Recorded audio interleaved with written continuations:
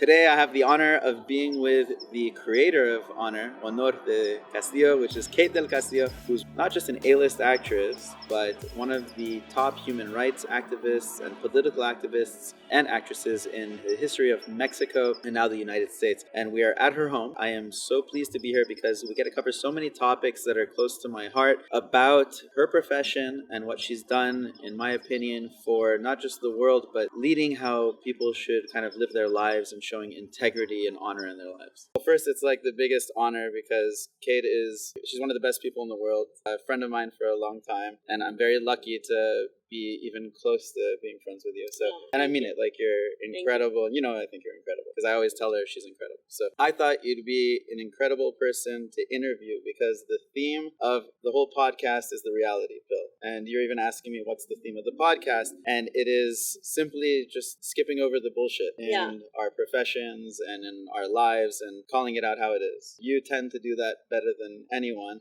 So the things I really want to go over just to give you a heads up because I haven't told you is one is passion for work. And there's a lot of lazy people out there, especially now when I think a lot of people are kind of staying home and not working when they could be going back to work. And you're not somebody who does that. And I share the same mentality, but I want to really go through what makes you successful in what you do. I want to talk about some stuff with what we're seeing in other people's lives with all the protests and things that they do versus real life, what can actually be done. And then your personal life, which we'll go into, which is the best. Yeah.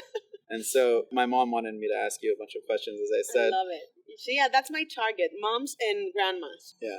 For the 1% of the world who doesn't know you, let me go over a short list of achievements that our lady friend here has achieved in her life. 1970 something, The Last Escape.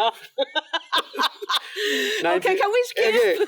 There is a video that I need everybody to go look up by Ricky Martin called Fuego de Noche, Nieve de Dia. And that is, I've never seen you kiss someone so much in any movie or real life. Well, I'm not stupid. I mean, Ricky Martin's one of the best looking guys in the world. Yes, he is. So that was 1995. But past that, actress in Mexico, and then made her debut here in the U.S. around 2000. You were in the TV show Weeds here. Yes. Which I remember watching. Yeah, that was a fun one, Yeah. Moved on to a bunch of other movies, Bad Boys being probably the most recent U.S. one. I think to get to this list that you have, it takes a lot of dedication. I know it didn't come easily. And I saw personally when you were going through one of the more recent plays you did, The Way She Spoke, which was incredible. You completely changed. You completely went into your own world. I just want to know if you could explain the process of what it did to you first, getting into it, because you kind of have to shut people off and you have to really work. And this isn't a normal play she did. This is a monologue by herself, a play with no break, no nothing for, how long was it? 90 minutes. Yeah. 90 minutes. That for me is the highest level of kind of professionalism and acting, or the hardest thing to do. Yeah. But what did you have to do to get there, and then what did it do ultimately? Oh my God! Well, thanks for having me. First of all, I know I love you and I respect you so much. And there's no words. Everybody knows who he is there, and they also know because they'll follow you too. so they know. But anyway, thank you, Ben. Honestly, Ben, and I love you so much. I think yes, The Way She Spoke, which I will never forget that you were there. Thank you for flying out with a couple of friends just to see my play. That meant the world to me because it's been, without a doubt, the most challenging and the most scary thing I've ever done in my entire career. As you said, I was on a monologue. It's a solo woman show, one-woman show. I played, 14, 18 characters. I don't even remember now, in the same monologue. So there's monologues within the monologue. And not only that, it's in English, which is, as you can know, I'm Mexican, and that's my first language, Espanol. So it's harder for me to think in English, and not only to think, but to memorize and to act in English, because you have to switch your, I don't even know how to explain it, but you have to switch your mind in a English. Okay. So it's harder for me. And not only that, but we were talking about Las Muertas de Juárez, which is a huge issue in my country, unfortunately. Well, not only on my country, which is what we talk about in the play, that it's, unfortunately, it's everywhere, the feminicides. So yeah, I remember every single time I would finish just crying my eyes out, so drained and everything. But to get there, it was so scary that I didn't enjoy the process of theater, of doing a play. It's It's very solitary. And then doing a monologue, even worse. And then talking about that, topic, which is so hurtful and painful in so many ways to everyone. At least for me as a Mexican and as a woman, it is. And it still is. So for me, it was, yes, I have to go into a trance and ask for all the muertas de Juárez y las mujeres and everybody to give me permission to be a voice there. So I had an altar. I don't know if you saw the altar there with all the faces. I couldn't put all the faces. Unfortunately, there's thousands, millions of faces of people who they've killed, of women dead. So it was hard. To be honest, I suffered too much, and I love what I do. It's my passion as well as what you do. That's why you're number one and you're the best surgeon. It's because you love what you are and you're passionate about it. And I am passionate about what I do. And I didn't see anyone. I remember you sent me even food. It's like, you need to eat. And he would send me food. I'm not kidding.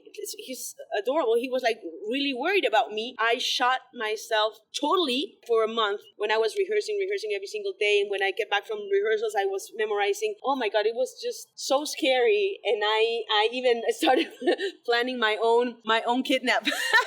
I was like, how can I get out of here? There's no like another standing can come, I'm the only actress. So it was really scary, but then I was nominated for 3 awards. And the only Mexican actress in history to be nominated for 3 theater awards. Google it. In Broadway, thank you for saying that, but no, it's not Broadway. It was off Broadway in a very prestigious theater called Talei. Now it's called the Audible Theater in Soho. So it was amazing to see all those American people, English-speaking people, white mostly. And then a lot of Latinos, I can hear Spanish, I can hear English. Even the people in the theater were like so grateful because they were saying that we never hear different languages, it's always English. So it was pretty interesting, and I think it was very shocking for a lot of people to know that there was not a fiction play, that it was a reality. I at the end I started to enjoy it. Like the last week I started enjoying it. Yeah, I remember you finally relaxed. I finally relaxed and could have, enjoy it. I really enjoyed to being on stage, on las tablas, como se dice en español. It's the best thing you can ever have, to know that you have the audience in the palm of your hand and that you can hear a pin drop. You can hear them crying. You can hear them, because that's what we are, the directors and actors. That's what we do. We just manipulate people's emotions. And when you know that you are doing it, it's the best feeling ever. I don't know, like meter un gol, in soccer. Yeah. I don't know, something like that. So I remember we went to this play, and I don't cry because I'm a man. And we went, and I cried, I don't know how many times, more towards the end. But like during the first day, and we came back the second day and watched it again and cried again. And I thought to myself, like, I've always respected you. Like, I respect you. You're incredible. And I don't admire that many people. There's like Einstein, there's oh my God. Yeah. Salud por eso. Yeah, there's Einstein. Muhammad Ali. This, by the way, was my request. In case you're wondering why we have tequila here, is because Kate has the best tequila company, and every time I come to her house, she has like a tequila collection, but my favorite is actually her tequila, which is like Honor de Castillo. So I asked her to bring some out. Thank you. Because I get nervous when I talk to her. So the point of this acting, like, it's impressive acting. It's really, really impressive, and not everybody can do it. Same with, I look into my field, like, not everybody can do what we do. You have to have the natural talent. And I say this because I see so many actors and actresses come into LA, right? We're the center of it. Yeah. And I have a lot that are friends that come in and they move from other places. And a lot of them don't really get what it takes to be a great actor. They can all do commercials. They can all do, little sitcoms here and there. Right. And be extras or play small roles. But to really play the big roles like this, it's a different person. And you're not somebody who's on all the time. Like, you're just you. Right? And you have a strong character, and you're able to change that character for whatever role you're playing. Yeah. And for me, that's real acting, where I see a lot of these, younger people coming in trying to act, but they think that being like an actor is just being weird all the time or entertaining people all the time. It's like a comedian does that. Yeah. But when I see you, it's different. And you go into this, you went to 3 months of like depression. Oh my God, you were depressed. I was depressed. It wasn't like a little depressed. You were just like this happy, so much fun, amazing, and then all of a sudden sad. Yeah. And you're stressed and thinking about this one thing, and then as you're going through it, you start changing because you start experiencing what they're experiencing. And it's kind of what they said about the movie The Joker, from more recent things to talk about, but that the actors kind of who play the Joker always feel depressed afterwards, or they feel a little crazy afterwards. And I just think it's impressive if you're able to do that, and that a lot of people don't understand really, what it takes. It's a lot of commitment. The other roles you've played, I've loved. The most badass role that everybody loves is La Reina del Sur, which was like from 2011 or something. Yeah, originally. 2011, exactly 2011, yeah. Shit. And then... You're good. Yeah, and then cut it off and started again 2 years ago. Yeah, I mean, we did it, the first season, which is based on a novel of this amazing Spaniard author called Arturo Pérez Reverte. And it was, it was a success for decades. It was #1 bestseller. And then we decided to do the series. And then after 10 years passed, after being #1, it was a hit. We were #1 regardless of language. We were better than, ABC, CBS, NBC, like all of them in Spanish, which has never happened before in the history. It's the first time that Americans turn around to see a Mexicana, telenovela mexicana, because that's what they call them, And so we couldn't believe the whole thing, to be honest. We did it with 3 pesos. Telemundo was a small company back then, but we had an amazing story. And story is everything, and I'm very grateful. It's a beautiful character that I love, and I actually... Teresa Mendoza. Yeah. Teresa Mendoza. Gangster. Really, real gangster. At the end of the day, it's not only that she's like a gangster and this and that. I mean, I play with that, but she's a woman that didn't deserve what she's living. She didn't want to live what she lives, and she has no other option because it's either that or she dies. And so whatever. So the thing is that after 10 years, we decided to do the second part, like the second season. Again, it was even bigger hit than the first one. Who would say that after 10 years, people would still think about La Reina del Sur, and that still would be this kind of success? So I cannot be more grateful. And now I'm leaving. I'm leaving tomorrow. To where? I'm leaving. I'm not telling you. Can't say it. The roles that you play now, that you have this identifiable character, you tend to be always a strong character. I don't see any more weak characters out of you. They don't put you into this little character. Well, just in La Reina, to be honest, I just did a movie in Utah where they're like following me all the time. It's a thriller. I'm like scared all the time. I just did another thing for Peacock in Miami, and it's a completely different, totally different character. It's like the most feminine. She has no idea what guns are. She's scared. She's a housewife. So it's completely different. So you're this strong actress, very, very famous actress, and everybody thinks that leads to just a glamorous life. Yeah. Do you have a glamorous life? I know your life, but like you live in a beautiful house, not the craziest house. Like yours? No, mine is like a party house. You're not into like fancy cars. You're not into fancy jewelry. You're not into fancy anything. You're very... Not that I don't like fancy jewelry, okay? Yeah. I do like it. No, I see what you mean. It's not, I don't live like that. I've never lived like that.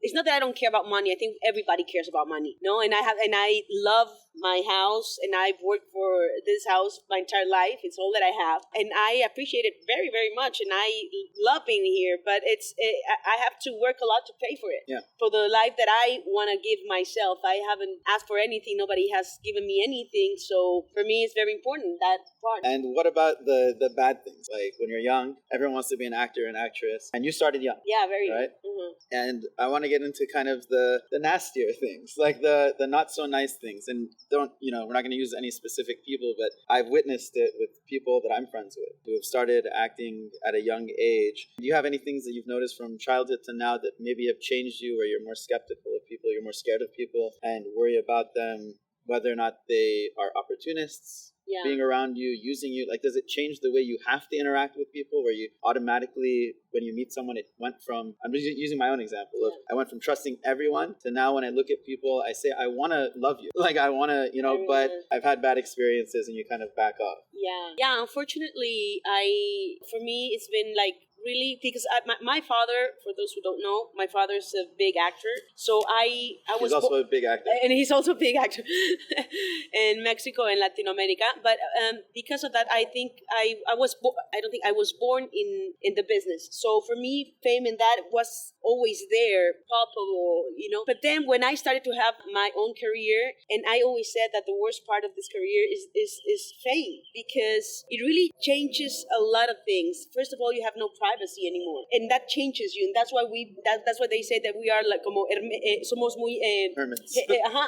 We don't want to go anywhere because we don't want to be judged. We don't want to be, because I think that we think that the audience wants to see you always beautiful and perfect and this and that. They have a perspective of actors and actresses differently, you know, and sometimes we don't want to disappoint them. So what do? We do our own parties in our houses. We don't go anywhere, or we go to places that we feel safe, with people that you feel safe. Because I also have had even people in my house taking videos of me, you know, and I don't like that. I have to trust the people I am with, and that's hard to have. It's hard to know who's there because they really love you, or because they are, like, as I say, suckers. They're sucking things from you, and you, I mean, and I can tell really fast. Before I didn't, but I mean, that's okay. And they can be in your life for a couple of months, probably a couple of years, and then you understand that who they are, and then everything goes away. I think I've purged so much in my life. I have very few friends right now, but I need to be in an environment that I trust. If not, it's the same as you. It's like, I don't even bother to go out to meet people because I, most of the time, I get disappointed.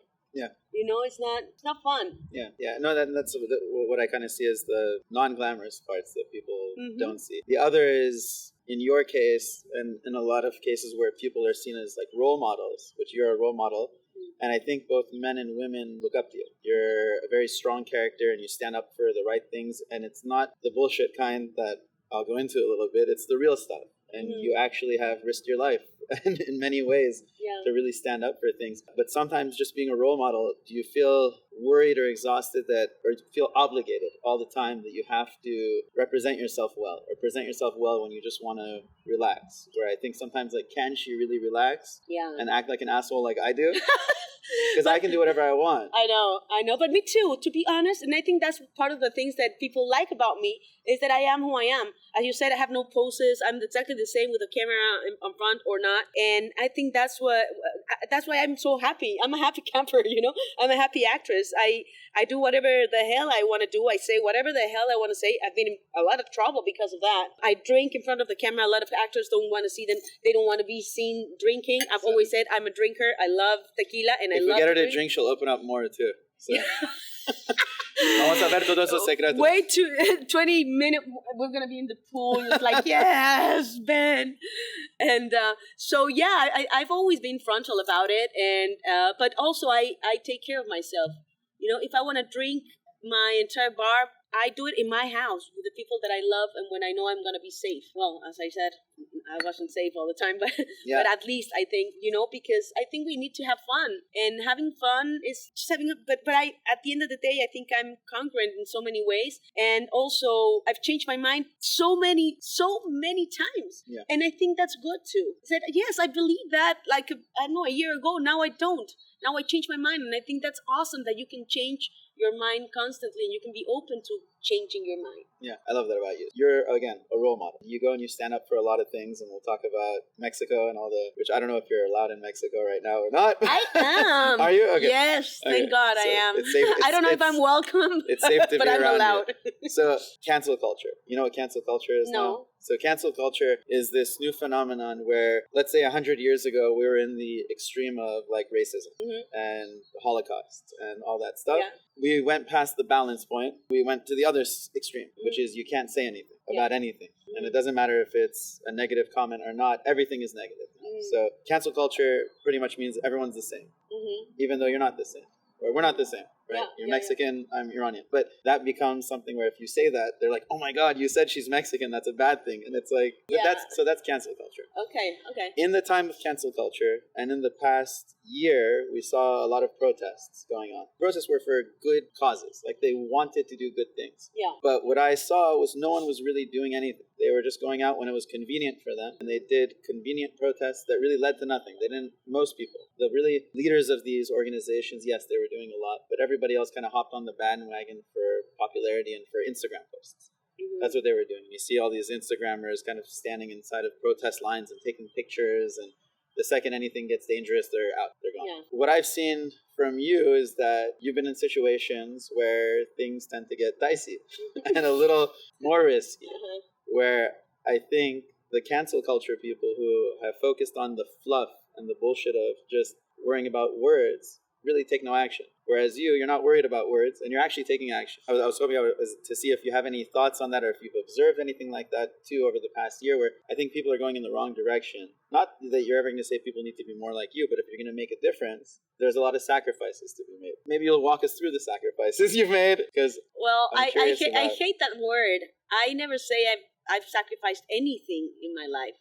Let me tell you something. I think it was so courageous of everybody who was out there. And I'm going to say why, because we were in the middle of a pandemic, and they didn't care. They needed to go and do stuff like that. And I wish that Latinos we were more united, because the Black community, something happens and they're out there. And not only in bad things. I'm talking about a movie comes out, and they are all there. They all support each other. And I feel for the people that were there for the right reasons. And I think that always, the revolution is that's the revolution. It's not about being violent at all. It's just about saying what you need to say and not letting the government or whoever it is to do the things they do and to just, step all over our human rights. So being out there and having the courage to be out there in the middle of a pandemic, in the middle of this chaos and riots and everything, to say Black Lives Matter, for me, it's beautiful, and I want to cry and I want to kiss them all, because I think,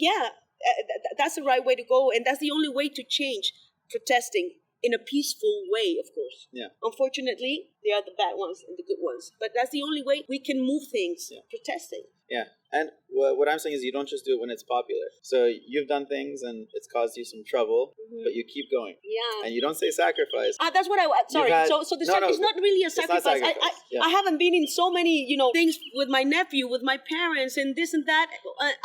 You can say I sacrificed those things for my career. I don't like to say it like that, because I am doing it because I love what I do. I'm not crying, and my parents know, and they support me. And so for me, it's not a sacrifice. It's a joy for me, because I'm doing it for something that I think it's bigger than life for me in that moment. I'm not saying my parents are not the most important thing in my life. It's just that they understand and they want me to be happy, and they want me to respect my career. And something that I was inspired by too is your problems with Mexico. So which we won't go into too much detail. I don't want to get in trouble when I go back there. Get stuck at the airport. I'm like, why am I detained at the airport again? You're friends with Kate del Castillo. Fucking Kate. I'm like, great. So you had there are some issues with Mexico as a country. Yeah, well, yeah, many. But that's a scary issue. Yeah. It's not a country that takes things. But you still, you had court cases that you're going to, and you really stood your ground. And I'd hope that most people now who are protesting for these things, my point is that they really see, to make a change, you have to stand up for what you believe in. And everybody always says that. Everybody always says, I stand up for what I believe in, but they never do it. Yeah. You actually do it. Well, here in America, it's different. And I think that's part of the reasons that I came here, is because I wasn't feeling it in the Mexican society. And I come from a very conservative family. And so I wasn't feeling it, because every time that I wanted to say something or this and that, it's not that my parents shut me down, but I felt like the society would feel like, what? Are you talking about love and not marriage? Are you talking about religion? Are you talking about politics? Are you talking about this and that? And I'm like, well, yeah, sorry. In Mexico, we don't talk about those things openly. Right. So it's harder for Mexicans to stand up with the government we have, and not only right now that is really bad, but all the others. Mexico is a beautiful country. It's one of the most beautiful countries in the world. We have so much, and we've been screwed because of the los gobernantes, because of the politics. And so for me, there was nothing wrong that I said there. I just said whatever I believe in. And if you're not able to do that, then what kind of country is that? Yeah. And all I've heard you say in the past is like how much you love Mexico. It's the most beautiful country in the world. It's the best country in the world, the best people in the world, and they are the best people. Thank you. Mexicans, the reason I'm connected to them so much is because they're such a warm country and they don't cause problems with other countries. They kind of live their own lives. They do their own thing. It's kind of like Canada, but with more culture. And it's like, I love Canadians for that reason, though. They don't cause trouble in the world. They just do their own thing. Mexico's always been like that. Mexico's always been welcoming for immigrants from other countries. That's true. And so I wonder how it feels. And I kind of have, a similar feeling with Iran, where I wasn't born there. Mm-hmm. And I don't know sometimes how to feel about it because I have such a connection with the country. Right. But then the country does bad things. No, I get it. And in your case, you love the country so much that you talk about it nonstop. Your accent is Mexican. Yes. You speak Spanish half the time. Yes. Even when I don't understand. No, I understand. but how do you deal with being so conflicted sometimes about like loving a country so much, but you have to detach yourself a little bit to be here and do what you do? No, absolutely. And I wish I could, but you know what? I shouldn't be here in the beginning, in the first place. I should have had the opportunities that I found here in my own country. And that's what's discouraging and that's what's sad about it. It breaks my heart because don't you think I would love to live in Mexico if it was a place where I had the same opportunities, if it was a safe place, if it was, I don't need that thing, that to be riding my car and just, turning around to see if nobody's going to kill me. I don't like that. I feel, as you know, I'm very sensitive, just as you are, and I a very, let's say, lonely person because I love it, and I'm not the actress that goes with an entourage and is always surrounded by people. I don't like that. So I like to drive my own car, to go out with my perrita, with Lola. That means going out with my bitch, just so everyone... with my bitch. Translation. And exactly. And not being, Para los gringos, worried, exactly, with my bitch, Lola. and not being worried about somebody's going to kill me. That, for me, is one of the main reasons that I'm here. Now, was there a time, or when was the time that you were scared that somebody was going to kill you at your home? Oh, well, Because this is actually a good reason, because I think one time you may have been worried about, there's a couple cameras there. So. Oh, yeah. Well, I was hacked. My entire house was hacked with the whole Chapo thing happened. I call it the Chapo, instead of the Chapo Gate, the Chapo Kate. Chapo Kate. Oh my God, thank God I can laugh right now. But it was very scary. It was very scary moments. And I lived by myself in this house. And I remember they told me, just get out of your house because they know where you live. And, you have a threat or something like that. I'm not going to say the whole thing right now, but watch my documentary.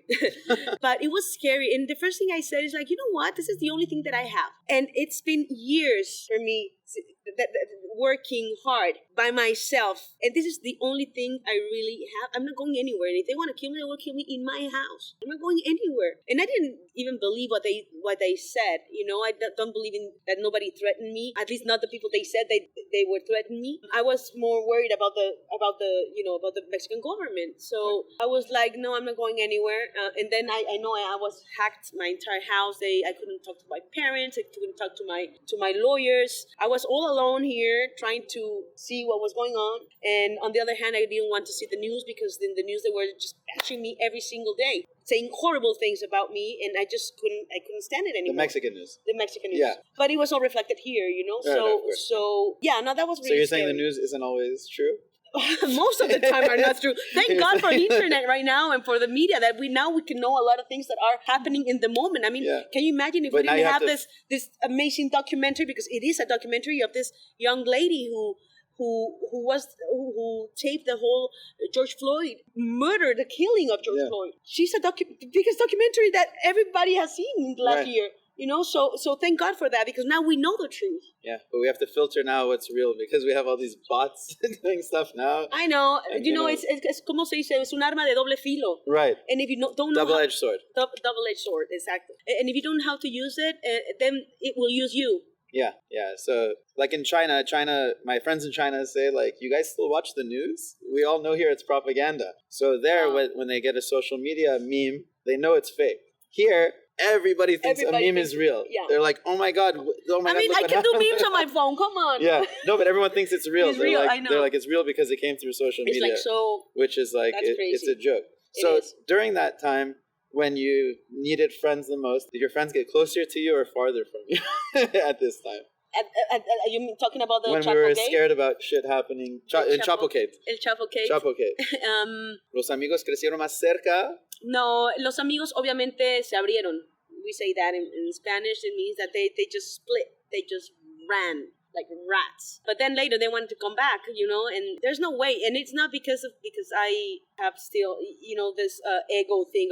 No, it's because I was really hurt. My life was in danger and they doubted me and they just ran. And I understand that they could have been scared, but they should have asked me before saying out there things about me or people that didn't say anything about me. But I think that's even worse when they don't defend you, when they know that you are not in any way involved with the narc. Right now, if you make any kind of claim would stir anything up, everybody runs from you. Just a claim, just talking, let alone if you're in trouble.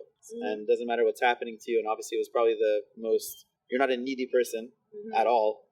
And that was probably the most needy time in your life where you really wanted people around. Absolutely. And they all cut and run because they either didn't want to publicly agree with you because it was bad for their image or because they thought it was dangerous. So the reality, Bill. This is the reality of what happens when you go against popular belief. So, yes. But it's what you need to do. You did what you needed to do. We all do our best, I guess. And I don't hold any grudges. I just don't feel it in my heart to be again talking to these people like nothing happened. I just probably later on, but it's not grudges. It's just that I feel more happy right now because it was a purge in my life that I needed it. Yeah. That I needed. And I feel like lighter right now. I feel very much happier, and it was not only people in Mexico, it was people here too.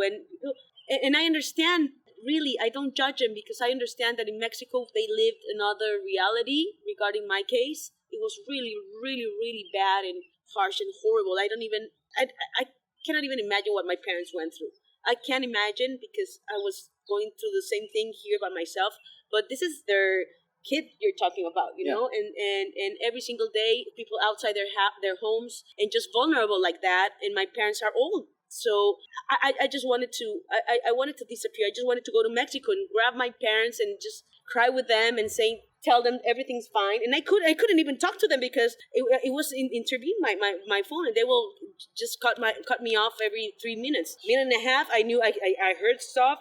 And then 3 minutes exactly, they will cut my calls. So I couldn't even talk to them. So that was the thing in that moment. And I don't judge the people that were scared. It was they had to be. It was fucking scary. They're either scared of the government or narcos. And the government is cartel. way scarier than any narco. Either way, your life went through what my life went through, which is where you went through kind of a natural selection. And people who were naturally supposed to stay around you stayed. Everybody else was cleaned out, right? Yeah. You have the coolest tequilas. Yeah. Everybody wants to start a tequila company. I had yours the first time. I loved it. And I love the name, which is Tequila de Honor, right? Tequila Honor del Castillo. Sorry, Tequila Honor del Castillo. Yeah, but what I love about it is this honor is the same in English and Spanish. Same spelling, same meaning. And it's amazing to have honor when you drink, Yes. But how did you do it, and then why did you pick the name Honor? Because my mom respects very few people, and I told you this, very, very few people. It's not that I don't have cool friends or interesting friends or talented friends. She just doesn't respect them. So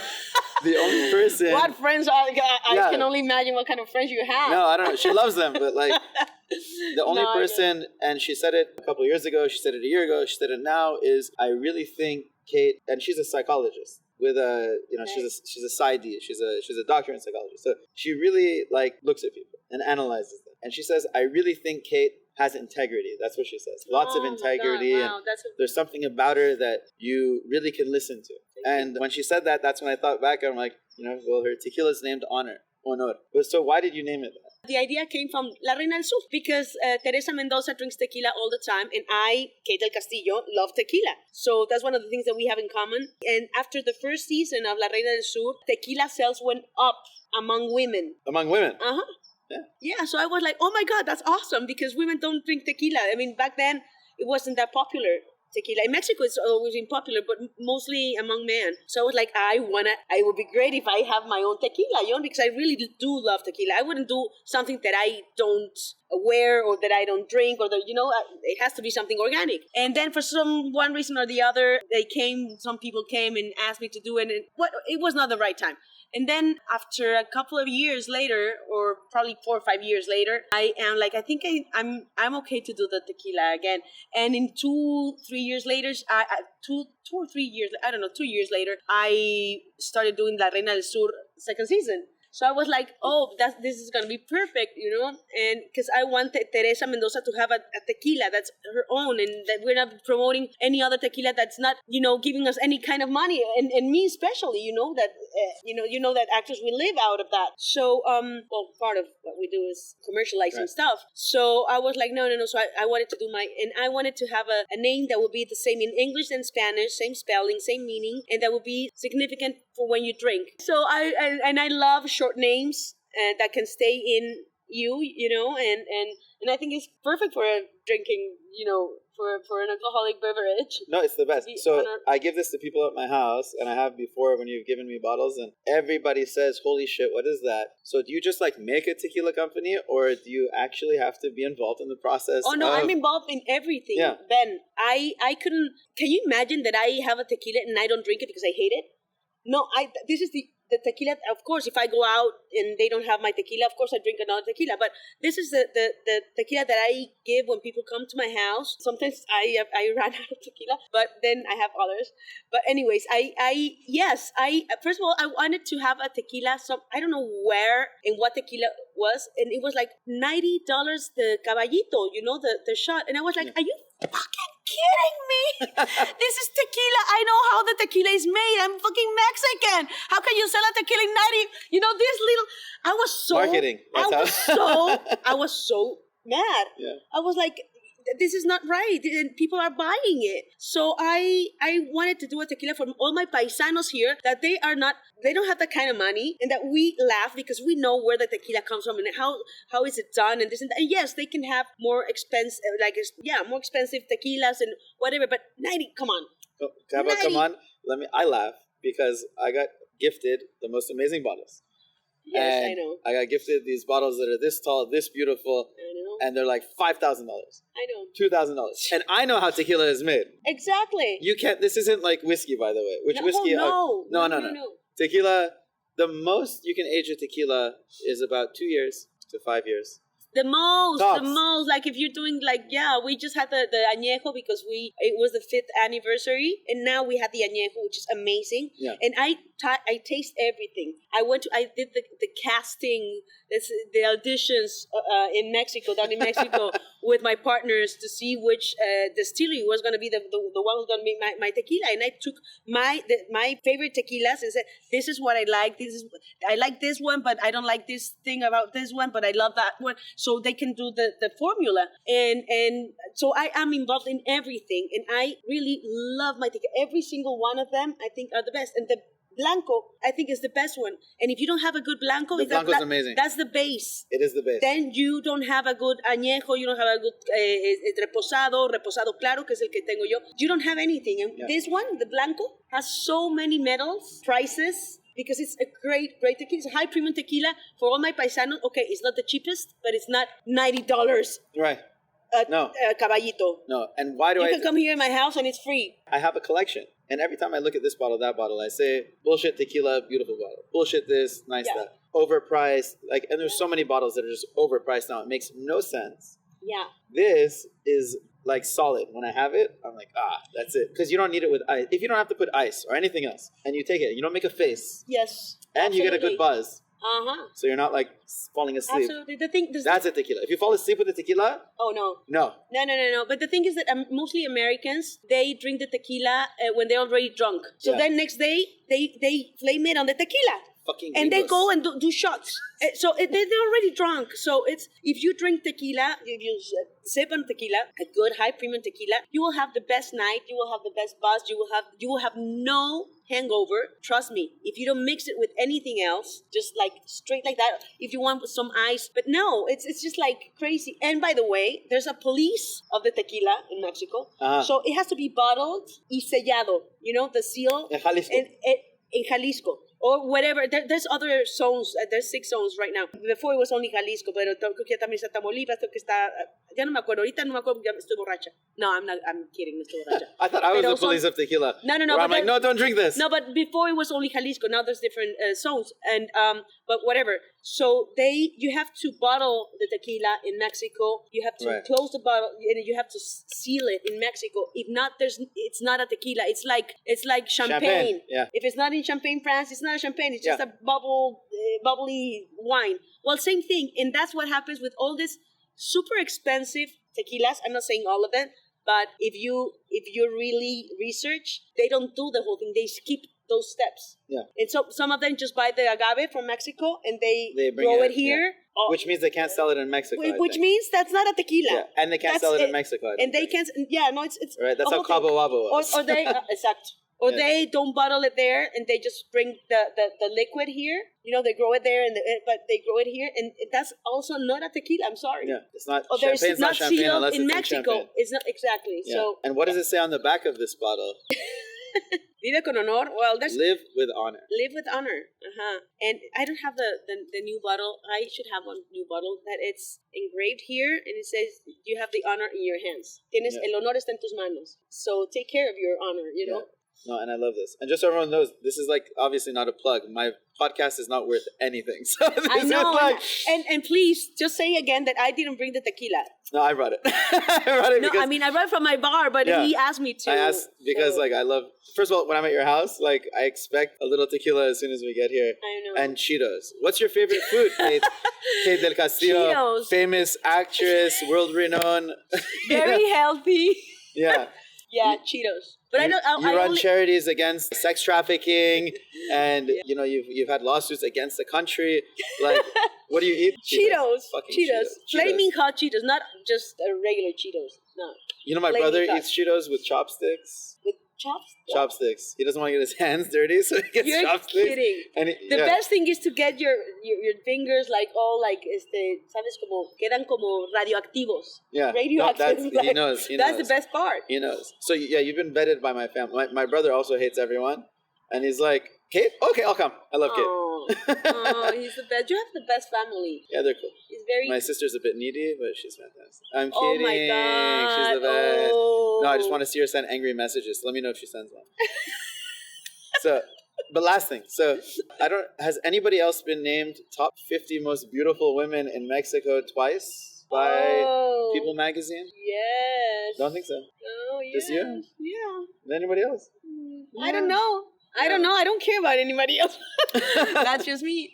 Yes, I mean, People Magazine has been amazing, and they were one of the ones that they were always there with me and always gave me an opportunity to say my version, and that's why I love them. And they've always, been very respectful of my career and of whatever I do with my family and everything. So thank you, People Magazine, for having me again as one of the 50 most beautiful. Yeah, no, that's impressive. In Latin America especially, it's like a lot of beautiful people, but obviously the most beautiful. I want to thank People Magazine when they printed something incorrect about me once, and they fixed it right away. Like, they took it down. Yeah, no, there was amazing. no to be arguing, honest, no nothing. I don't consider it like tabloids because it's a very different one. Yeah. They give part of what's going on Updates in about the social entertainment. world. Yes. I'd So that's what I love about it. But let's say this. Like, you asked me one deep, reality-based type question that I have to answer, no matter what, that will help people. Let's see if you can think of it. Think of one. Ask me and I must answer. And that's how we will end our lovely Okay, time so you're saying that, oh my No matter God, hold on. I'm not that, what's like the thing that you most regret ever? Regret? Uh-huh. Oh, shit. Okay. There is... Drink. Dude, like, come on. All right. Santé. L'chaim. Salud. Salud. All right, well... I have very few regrets in my life. I don't regret anything. I actually make mistakes knowingly all the time. And I do it because I want to achieve something. And I say, not everything is like a win-win. Yeah. Right? There's a win, there's a little bit of a loss. Yeah. And that's how I play my life. I always have. So I'll do this stupid thing and I'll enjoy it, and whatever, I fucked up, and that's fine. I'll pay the penalty. Right. As long as it's nothing too severe or doesn't affect anyone else. Right. And I've always done that. In my work, I have no regrets. With patience, like I wish I could have done better on some things, but it's not a regret. It's like, it's a learning process. It's a learning process, absolutely. Yeah, and I am better now than I was 5 years ago, and I will be better 20 years from now than I am. But when I started, I was better than 90% of these assholes who've been like working and never improved themselves, you know? Like, right. So when I came out, there's people, my biggest regret was I was doing the same thing where I went with this mentality, and I grew up like a very smart kid. And I always was right. And I wouldn't go to school, and I'd go and I'd score 100 on the exam. And I wouldn't go to class, and thank God, like for my friends in like undergrad, they would tell me, hey, Ben, you have this exam, and I'd go and I'd score A+. Right. Because of them. Like they would help me. And I lived my life kind of like making stupid mistakes and not regretting it and buying Thank God, I and... thought that you were perfect. I thought you've never made a mistake. No. That you are like just so, you're like my sister. My sister was always with, you know, A+, this and that. And I was like, oh my God, can you not be perfect? Yeah. You know, and I love that about you, because I wish, and I'm super wrong, and you can just say, Kate, go fuck yourself. But but I wish that you have more fun. So when I hear that you do have fun, at least probably just Saturdays. Yeah. Just Saturdays. Oh, that's so cute. But it's only Saturdays, guys. No, I love it because, you know, it's discipline. And I wanted to talk to you about discipline because you asked me why are you where you are, whatever that means, but it's discipline. And we love what we do. And I say, I've never, you know, been late to any call in my life. I know my words, I memorize, I study, I do my research, I do my homework. And then after that, if I want to party, fuck yeah, I want to party because I really work my ass off. So, you know, there's a balance that some people don't have, and some people we have to make it happen so we don't go crazy. Yeah. And that's what I love about you, because you wouldn't be where you are if you didn't have this discipline. And this, you know, it comes from the guts. It has to be about professional orientation, and you have that. And you love and you're passionate about what you do.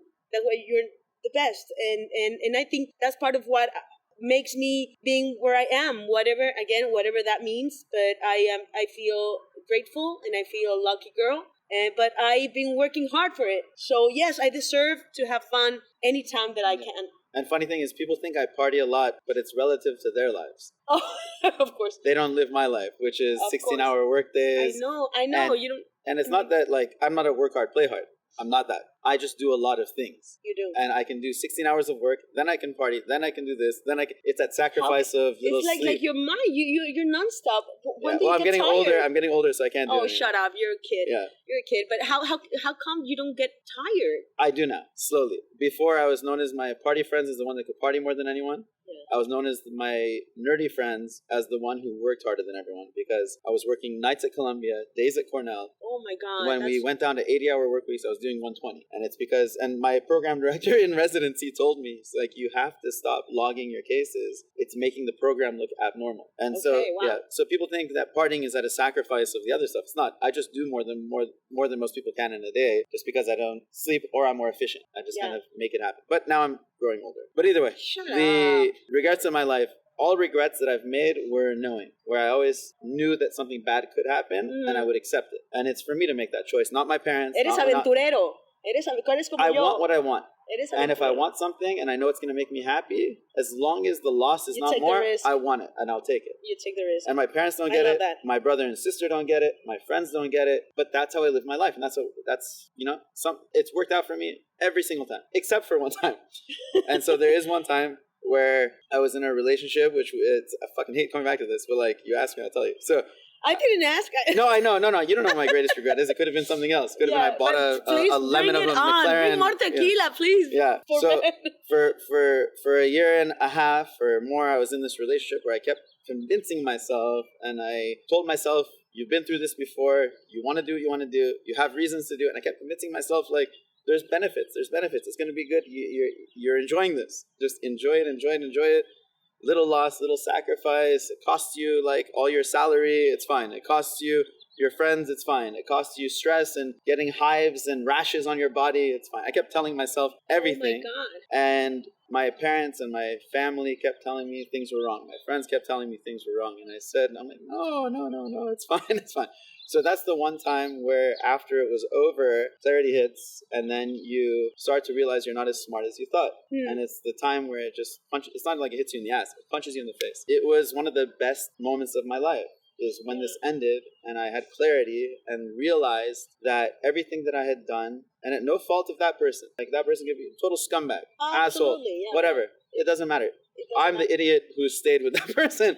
This is actually when I became skeptical for a while, about people, because I realized people could be terrible. And after that, I closed off a little bit and didn't trust people. And everyone I met, I was like, kind of like, and I just like, if I started talking to a girl, done. I'm like, I don't want to talk to you anymore. If one sign was wrong, anything. I was very sensitive because, of course, I was worried everyone was like this and I kept missing it. But either ways, it was a very eye-opening thing for me. I'm happy I had something like that happen in my life, because now it benefits me for everything else. Where I realize I'm not a genius. I know I'm not, but like I know I'm not. You kind of are.